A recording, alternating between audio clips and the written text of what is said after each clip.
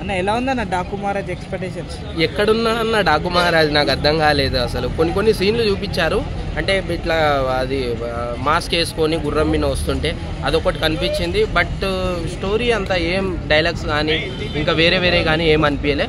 కాకపోతే సినిమా ఓవరాల్గా చూస్తుంటే కొద్దిగా చాలా పురాతనమైన సినిమా కనిపిస్తుంది. అంటే లోన అంటే గుర్రాలు పెట్టి తీస్తుండ్రు కదా, సో లోన ఏదో చాలా పెద్ద మ్యాటర్ ఉన్నట్లుంది. అందు గురించే గుర్రం మీద ఒక ఎంట్రీ ఇచ్చిన తప్పితే ఇంకా మిగతాది ఏం లేదు. కాకపోతే ముందు మళ్ళీ ఏమైనా రిలీజ్ చేస్తే చూడవచ్చు. అంటే విషయం ఉంది, లోపటే విషయం ఉంది, కాకపోతే బయటికి దాన్ని పెట్టట్లేరు. సో అది సంక్రాంతి బరిలోకి 3 మూవీస్ వస్తున్నాయి భయ్య. అవును. ఏ మూవీ హిట్ అవుద్ది అంటారు? Game changer. ఎందుకని? ఎందుకంటే గేమ్ ఆడిస్తుండు అందులో, అట్లా ఉంది.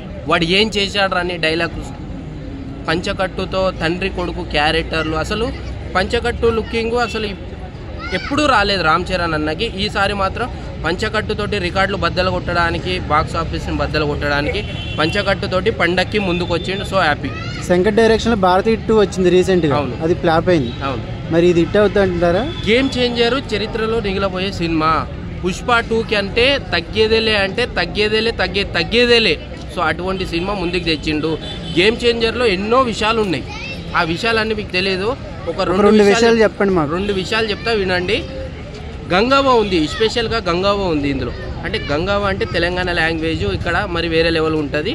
సో రాజకీయము ఏవైతే రాజకీయం ఎట్లయితే నడుస్తుందో, ఇక్కడ రాజకీయంలో ఏ గొడవలు ఉంటాయో అటువంటి డైలాగ్స్, పెద్ద డైలాగ్స్ తెచ్చి ఇందులో పెట్టినరు. శంకర్ గారికి చరిత్రలో మిగిలిపోయే సినిమా ఇది. సాంగ్స్ గిట్ట చాలా బాగున్నాయి. ఇంకోటి ఏంటంటే బ్యాక్గ్రౌండ్ మ్యూజిక్, ఆయన ఎంట్రీ ఇవ్వడము, అంటే ఒక ఎలిఫెక్టర్ వేసుకొని అందులో నుంచి దిగడము, అసలు టీజర్ చూడంగానే సినిమా ఎక్కడికి వెళ్ళిపోయిందిరా బాబు అనుకున్నా నేను.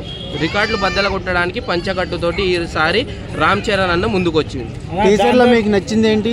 పంచకట్టు మైండ్లో ఫిక్స్ అయిపోయింది. ఒకటి సాంగ్ మాత్రము వైబ్రేషను, అసలు బాడీలో నుంచి నరాలు ఇట్లా ఎక్కువ పొడిచినాయి, అటువంటి సాంగ్ ఇచ్చిండ్రు అన్న. అద్భుతమైన సున్నితమైన సాంగ్, అసలు మైండ్కి ఇట్లా ఎక్కిపోతుంది, అసలు నరాలు కదిలిపోతాయి, అట్లాంటి సాంగ్ ఇచ్చింది. దాంతో డాకు మహారాజ్ ఇట్లా ఉందన్న పోటీగా. ఎస్, కాకపోతే రికార్డులు బ్రేక్ చేస్తారు. అప్పుడు గేమ్ చేంజర్ అంటే అసలు అందరినీ గేమ్ ఆడిస్తుంది. డాకు మహారాజు లేదు, ఇంకా వేరే మహారాజులు ఏ మహారాజు లేదు ఇక్కడ. ఓన్లీ గేమ్ చేంజర్ మాత్రమే గేమ్ ఆడిస్తాడు మా రామ్ చరణ్ అన్న. పంచకట్టుతోటి గేమ్ చేంజర్ని ఆడిస్తాడు. చూడండి ఈసారి. ఫ్యామిలీ స్టార్ వెంకటేష్ కూడా లేడంటారా? లేదు, అంత లేదు, అసలు రావట్లేరు కదా, ఎవరు చెప్పడానికైనా ఇక్కడ మాట్లాడుకోవడానికైనా లేదు.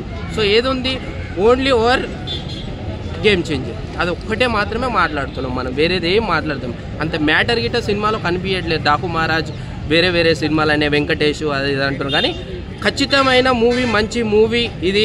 నిలిపోబోయే సినిమా, సమాజానికి ఒక మెసేజ్ ఇచ్చే సినిమా అంటే గేమ్ చేంజర్. ఎన్ని కోట్లు కొల్లగొడుతుంది ఈసారి? రికార్డులు అంటే పుష్ప రేంజ్ దాటాలనే టార్గెట్ ఉంది. సో అది క్రాస్ చేస్తుందంట 100%. అక్కడ దాకా వెళ్తుంది, చూద్దాం మరి. అక్కడ దాకా అయితే వెళ్తుందని అంచనాలు ఉన్నాయి.